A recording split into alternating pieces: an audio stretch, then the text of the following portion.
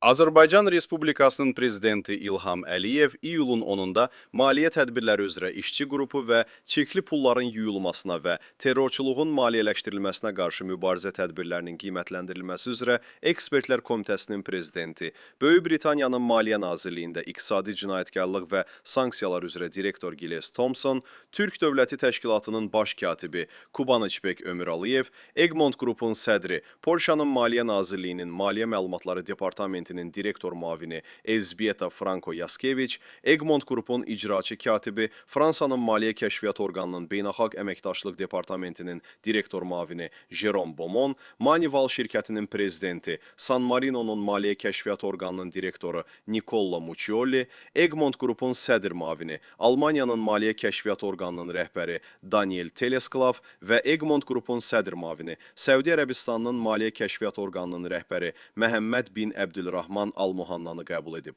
APA xəbər verir ki, söhbət zamanı ölkəmizin Egmont Qrupun illik plenar sessiyasına ev sahibliyi etdiyi vurğulanaraq, tədbirin yüksək səviyyədə təşkil olunduğu, orada səmərəli müzakirələrin aparıldığı qeyd edildi. Görüşdə Azərbaycanla nümayəndə heyətinə daxil olan qurumlar arasında uğurlu əməkdaşlığın həyata keçirildiyi bildirildi, tərəfdaşlığın genişləndirilməsi ətrafında fikir mübadiləsi aparıldı. Ölkəmizdə çirkli pulların yuyulması və terrorçuluğun maliyyələşdirilməsinə qarşı mübarizə sahəsində ardıcıl tədbirlər görüldüyü, bu istiqamətdə mühüm nailiyyətlərin əldə edildiyi bildirildi.